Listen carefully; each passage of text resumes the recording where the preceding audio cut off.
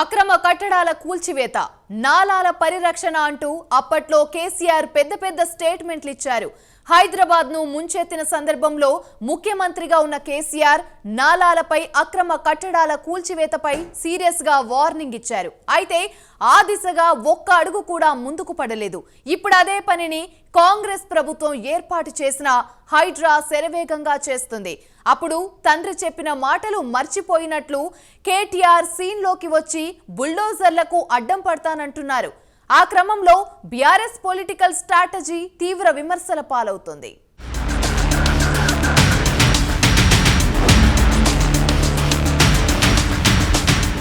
మాటలు చెప్పడంలో మాజీ ముఖ్యమంత్రి బీఆర్ఎస్ అధ్యక్షుడు కేసీఆర్ ను మించిన వారు ఉండరు. అందుకే ఆయన్ని మాటల మాంత్రికుడు అంటారు. టీఆర్ఎస్ స్థాపన దగ్గర నుంచి ఉద్యమ సమయంలో 10 ఏళ్లు ముఖ్యమంత్రిగా కొనసాగినప్పుడు ఆ మాటల గారడీతోనే ఆయన చలాయించారు. అయితే మాటలే కానీ చేతలు ఉండవని తేలడంతో 10 ఏళ్ల తర్వాత తెలంగాణ ప్రజలు ఆయన్ని ఫామ్ హౌస్ కి పరిమితం చేసేశారు.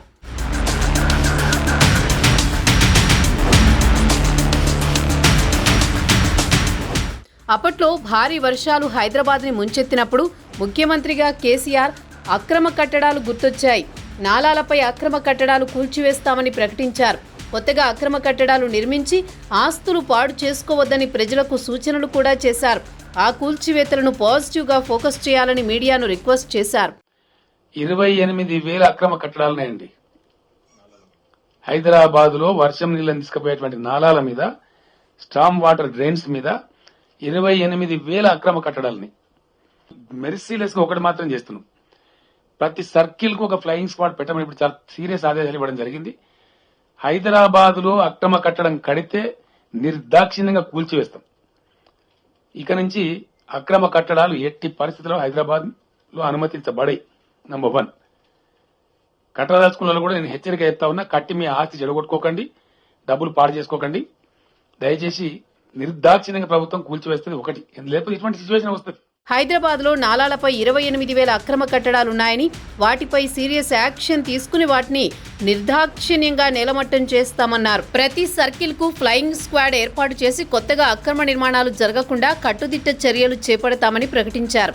అయితే అక్రమ కట్టడాలు కూల్చివేయలేదు సరికదా, మరిన్ని అక్రమాలకు పచ్చజెండా ఊపారన్న ఆరోపణలున్నాయి. మాటలు తప్ప చేతల్లో ఏమీ చూపించలేకపోయిన కేసీఆర్ ను ప్రజలు మాజీని చేశారు.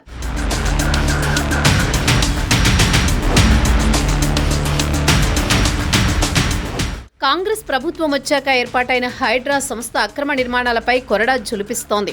చెరువులు, నాళాలను కబ్జా చేసిన ప్రతి చోట వాలిపోయి అక్రమ కట్టడాలను నేలమట్టం చేస్తోంది. అక్రమ కట్టడం గురించి ఫిర్యాదు అందగానే బుల్డోజర్లు అక్కడ ప్రత్యక్షమై వాటి పని అవి చేసుకుని పోతున్నాయి. ఆ కూల్చివేతలను ప్రజలు, పర్యావరణవేత్తలు కూడా స్వాగతిస్తున్నారు. ముఖ్యమంత్రి రేవంత్ రెడ్డి చైర్మన్ గా, రంగనాథ్ కమిషనర్ గా ఏర్పాటైన హైడ్రా స్పీడ్ రోజురోజుకి పెరుగుతోంది.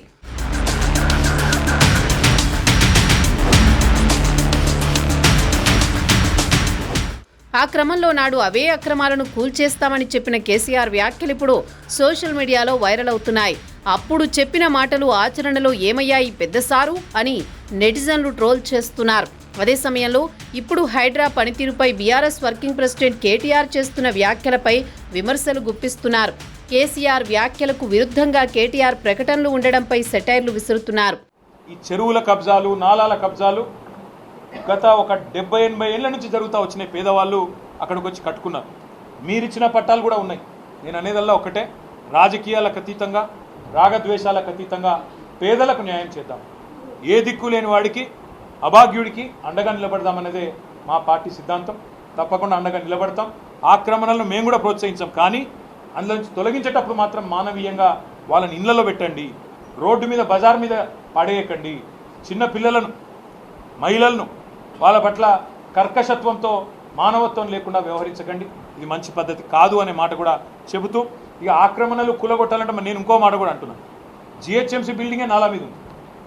ఇలా హైడ్రా కమిషనర్ కూర్చున్న బిల్డింగ్ బుద్ధ భవన్ కూడా నాలా మీదే ఉంది. గ్రేటర్ పరిధిలో ఒక్క అసెంబ్లీ సీటు కూడా దక్కలేదన్న అక్కసుతోనే కాంగ్రెస్ ప్రభుత్వం ప్రజలపై పగబట్టిందని కేటీఆర్ విచిత్రంగా వాదిస్తున్నారు.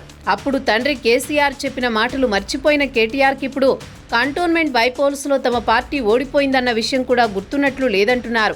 మొత్తానికి బీఆర్ఎస్ బాసులు అలా కానిచ్చేస్తున్నారు.